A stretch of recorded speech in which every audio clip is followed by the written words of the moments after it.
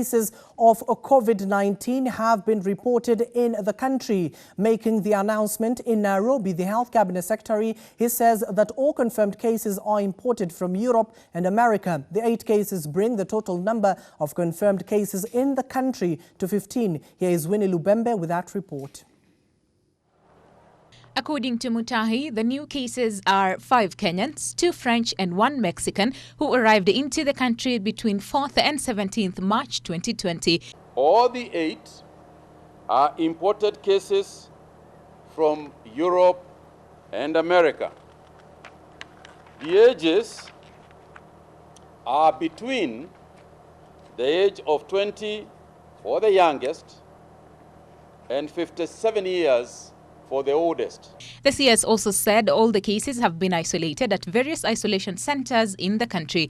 All the patients, except the one who is at the coast, at Msambweni, are all in stable condition. The government is organizing to having the patients in Msambweni airlifted to Nairobi for further treatment. 3 other people are waiting for their results at Mbagathi Hospital. The visibly angry CS also warned against people who do not comply with the mandatory quarantine directive. There are those who not only want to put themselves in harm's way, but also put other people who are completely innocent in harm's way. And I think allowing them is what we are saying we cannot do. Biggest enforcers are the people themselves. Yes, police will henceforth patrol, and make sure that people are adhering to the law. But we cannot have a policeman for every person. This is a place where citizen responsibility, as I've continued to say, citizen responsibility is the key to the success of this initiative. 363 people who came into contact with the confirmed cases are being traced. Effective tonight, the CS said all bars are to remain closed until further notice. The restaurants as well must only sell takeaways. This is meant to secure the social distance requirement, noting that the increased risk of transmission that those facilities can cause. Mutahi insisted that Kenyans should comply with all the directives given and avoid unnecessary movements. So far, over 300,000 people globally have been infected and over 13,000 others have died from the deadly COVID-19. Over 90,000 others have recovered globally. Winnie Lubembe for Ebru TV. Still with that top story, Kilifi Deputy Governor, that is Gideon Saburi, is set to be charged in court for defying a government directive to self-quarantine after he returned to the country from a trip to Germany. Now, the government had earlier ordered that any person entering the country from a destination with confirmed cases of coronavirus should proceed on self-quarantine. It will be, however, emerged that Samburu ignored the precautionary measures and went ahead to attend several weddings and funerals. The Deputy Governor is also understood to have mingled with county staff in complete disregard of the government directive aimed at curbing the spread of the coronavirus. Kilifi Governor Amason Kingi has now placed himself under self-quarantine after coming into contact with a top official in his government who is said to have contracted the coronavirus COVID-19. Whereas we had allowed Kenyans and foreigners with valid residence permits to come into the country, we have observed that there are those who are not observing self-quarantine protocol. Consequently, NAC has decided that all persons who violate the self-quarantine requirement will be forcibly quarantined for a full 14 days at their cost and thereafter arrested and charged in accordance with the Public Health Act. And I would like to add here that this will apply to a senior government official in Kilifi who defied and refused to self-quarantine, who is now being forcibly quarantined in a facility, and upon the completion of the period given by our health authorities, the person, the official, will be charged in a court of law. Elsewhere, confusion gripped Sunday service in Makueni County, with most worshippers staying away churches that remained open despite an advisory against crowding. At Power and Restoration Center Church, Kibwezi, they recorded a quarter of the members of it draws. The pastor in charge of the Pentecostal church blamed the low attendance to COVID-19 fears. ACK Kibwezi remained open despite an existing directive by the head of church, Archbishop Olesapit. He had directed that worshippers should pray at home and in small groups. Wakati ambao tumeweza kupatwa na shida kama coronavirus, ni wakati mzuri sana wa kanisa na wa Kristo na kila mmoja wa kuomba. Hii ndio wakati mzuri wa kanisa kuamuka, watumishi kuamuka na wakishirika na kuomba kwa ajili ya hii njanga. Kwa sababu wakati tuko na shida, wakati tuko na wakati mgumu kama huu, tunafaa zaidi tuombe ili Mungu aende akasikie maombi. Tumeona ni vizuri tuweze kuosha watu mikono, tukaona ni vizuri tuweze kukeep distance, kukaa kwetu, kwa maana kanisa kama hii inaingianga watu 400, lakini leo tumejaribu tukaweka watu 150. Watu tumepunguza kabisa, tukaweka in distance, tumeweka mikakati ya watu hawafai kusalimiana katika ibada. Hawafai kusalimiana katika ibada. Sunday school tumesema kwamba isikue, leo kuja kuwa na Sunday school. Tumetangaza tukapupisha mahubiri, tukasema kwamba we will take 1 hour only, alafu tuende manyumbani. Kwa hivyo watu ambao wako manyumbani waoge mikono, waendelee na kuomba, na tunaamini kwamba Mungu anaenda kutenda. Uganda has confirmed its first positive COVID-19 case. The confirmed case is a 36-year-old Ugandan male who arrived from Dubai Saturday 21st March 2020 aboard Ethiopian airline plane. He presented with symptoms of high fever and poor appetite, according to the Ministry of Health in the country. The Ministry of Health would like to inform the general public that Uganda has confirmed her first case of coronavirus disease, COVID-19. During the screening process at the airport, his temperature was 38.7. This prompted the health teams to isolate him at the airport for further follow-up. Subsequent temperatures taken at intervals of 30 minutes and 1 hour remained the same, according to the health ministry. The report comes barely hours after President Yoweri Museveni announced that no passenger planes will be allowed to enter or leave the country. The health minister had said over 100 samples were tested for COVID-19 disease and all had turned out negative. Regarding testing centers in rural areas, we are aware that the test kits in the US has been approved by the FDA. We are yet to receive information from the World Health Organization whether they have concluded evaluation and whether countries can now access these tests and use them if they have been standardized. As soon as that information comes through, Uganda will procure the rapid tests and deploy them in the various areas across the country. Coronavirus cases around the world on Saturday stood at 304,334, according to the World Meter website. Number of deaths was at 12,983, while those recovered were 94,677.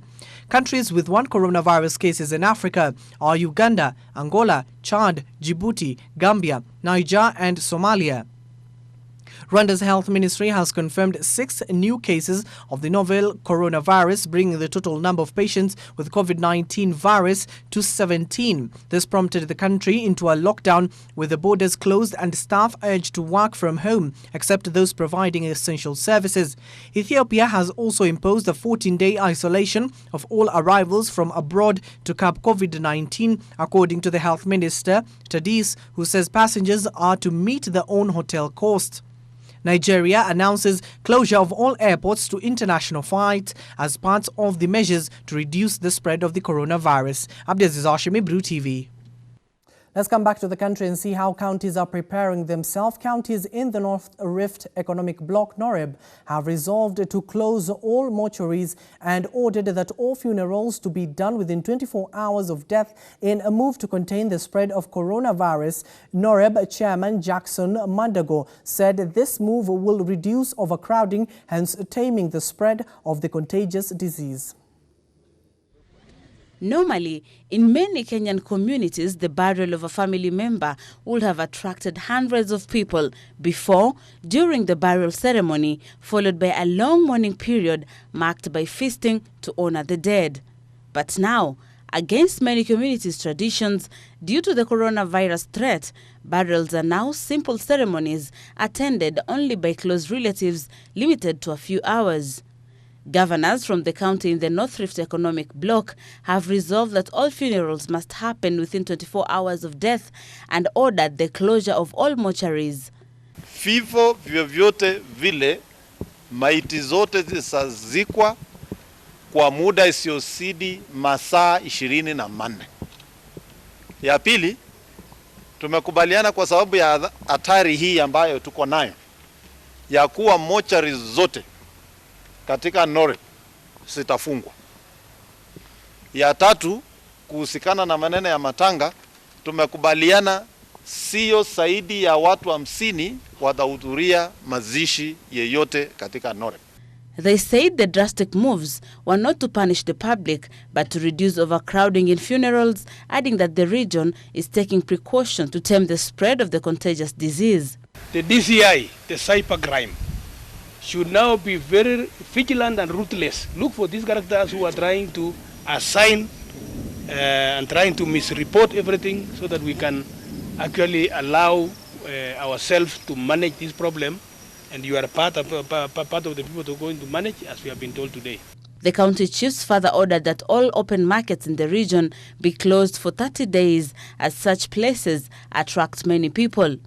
Muslim leaders also suspended all congregational prayers until further notice to curb the spread of the coronavirus, while urging their faithfuls to pray at home. Na uamuzi huu katika kaunti hii ni misikiti zaidi ya 10, na ni kwa sababu tumeshauriana na madaktari wakatueleza njia mzuri ya hili ni kusimamisha kuswali swala ya jamaa.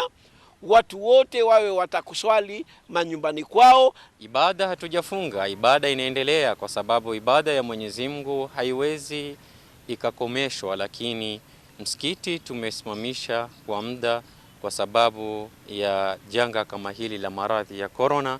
The preventive measures come at a time when confirmed cases of patients with the coronavirus has risen to 7 in the country.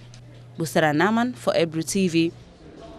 Now, in connection to that story, the government has finally suspended church, mosque, funeral and other social gatherings in a bid to contain the deadly coronavirus pandemic. Addressing the media this evening, Health Cabinet Secretary, that is Mutahi Kagwe, issued tough directives to Kenyans after confirming 8 new coronavirus cases. And as our reporter Jeff Kayamba tells us, some churches today went on with their normal services as others remained deserted following the directive from their clergies. Here's that report.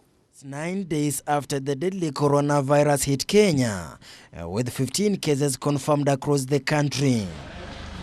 Despite government urging the Kenyans to refrain from the public gatherings, a majority of the churches went on with their normal prayers. Tumeweza kufuata yale masharti ama maagizo ama vielelezo vilivyowekwa ili kwamba tukaweze kukusanyika kama kanisa. But despite churches assuring their members of safety, a big shock has now landed on them after the government issued a tough directive. The NAC has directed the suspension of all church, mosques, funerals, and other social gatherings, and funerals are restricted to immediate family members only. Mutahi Kagwe, the Health Cabinet Secretary, says they won't entertain any further gatherings. But some of them have decided, because of tithe and because of contributions in a church or because of contributions in other gatherings, that they must continue to do so. We all know what is happening in Italy today. A spot check at All Saints Cathedral, Nairobi. The place remained deserted. The All Saints Cathedral is among the churches which suspended their Sunday services across the country. Church members have instead been directed to follow online services as the country puts in strict measures to control the spread of the coronavirus. It's business unusual here at All Saints Cathedral, Nairobi, even as the church believers heed to the calls of the church leaders to keep off the gathering following the corona pandemic across the world. It would be irresponsible of this government to allow this sort of behavior to continue, knowing very well what consequences they are. When you go into this kind of social gatherings, it is almost like committing suicide. A visit at Jesus Teaching Ministry JTM, the seats for the church members and the apostles remained vacant. Mutee Kagwe suspended all the gatherings where now the family members will be only allowed to bury their loved ones. What is it that I do not understand when we tell Kenyans this is not a joke? If all goes to the worst, the government is likely to impose a lockdown, a move that is likely to affect 47 million Kenyans. I'm joining the Nubian Youth Council for the community sensitization. In a situation of lockdown, I know that our people from the informal settlement will be hardly hit because these are people who live hand to mouth. They have to go out and work so that they earn a living. So it will be a total mess for us as people from the informal settlement. But we are looking at a situation where the government needs to be ready. In such a situation, probably they need to provide for people who live in the informal settlement. The other weighty directive were imposed to the public vehicle operators should they violate the earlier measures. Go home. Stay at home. People are getting sick because they came in touch with somebody else. The people we are talking about, the 8 people we are talking about, some of them are tourists. They have been to the pubs, they have been to the hotels, they have come in touch with some of us. And the 14-seater matatus are to carry a maximum of 8 passengers to avoid the spread of the coronavirus. The 25-seater vehicles are to carry at most 15 passengers, while the 30-seater PSVs, the SGR and the commuter trains were ordered to maintain a maximum of 60% of their capacity with each trip. Reporting for Ebro TV, I'm Jeff Chaimba. Now, the global COVID-19 pandemic has claimed over 13,000 lives with over 300,000 people infected globally. Kenyans are looking to their government to ensure that the surging pandemic does not spread out of control in the country. Take a look. Kenya, which has reported 7 cases so far, has put in place strict social distancing measures in a bid to avert the spread of the disease, which has claimed 2 lives in Africa and over 4,000 in Italy, which is so far the hardest hit nation globally. I think the plans that are in place by government now is pleasing.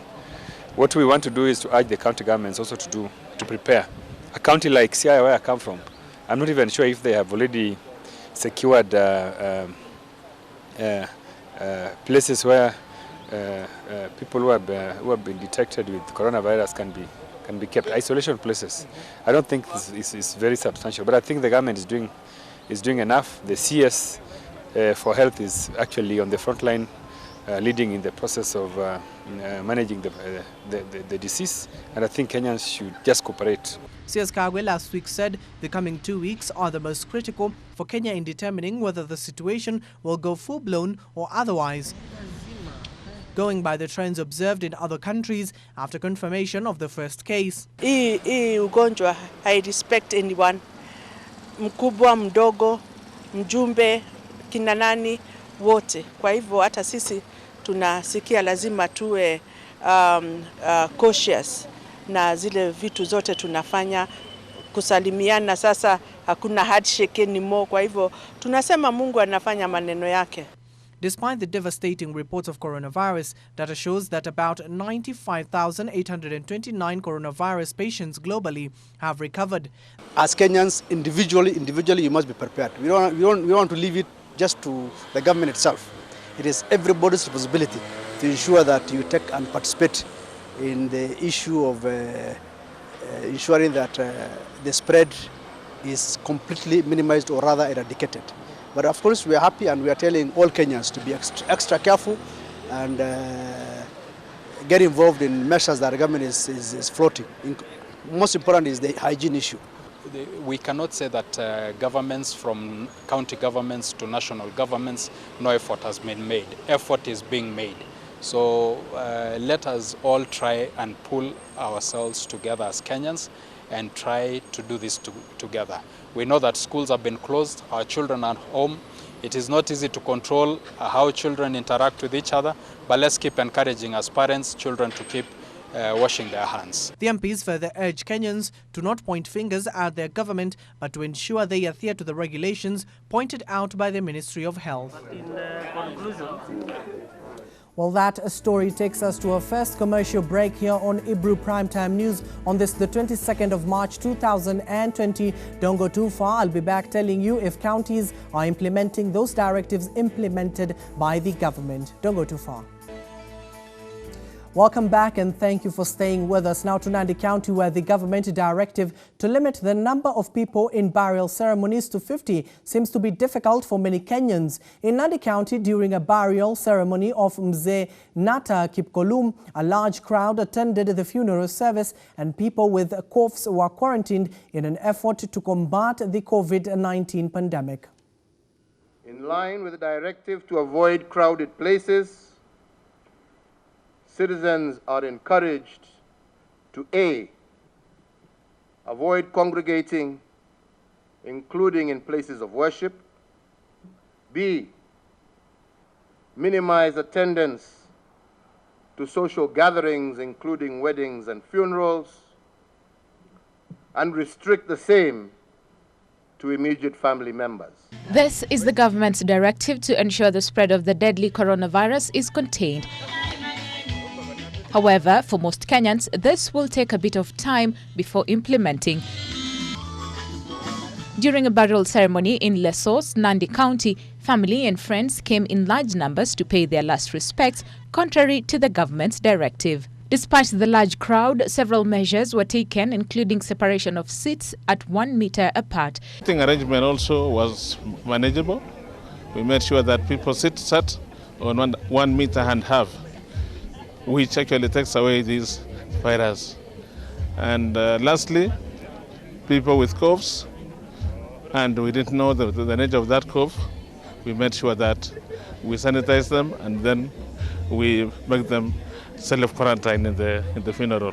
Several people were also seen washing their hands before being allowed to sit, and microphones and Bibles used during the function were also sanitized after every speaker. Watu wakiingia kwa mlango ya kwanza, mlango ya pili, mlango ya tatu, lazima waoshe mikono. Hata vyombo venye tunatumia kama Biblia, hata kama simu yenye tunatumia, tunahakikisha kwamba imewekwa hii madawa ambayo inaua viini hatari za kuleta hiyo ugonjwa. In a directive issued earlier during the daily brief by Cabinet Secretary for Health Mutahi Kagwe, Kenyans have been urged to bury their loved ones within 24 hours.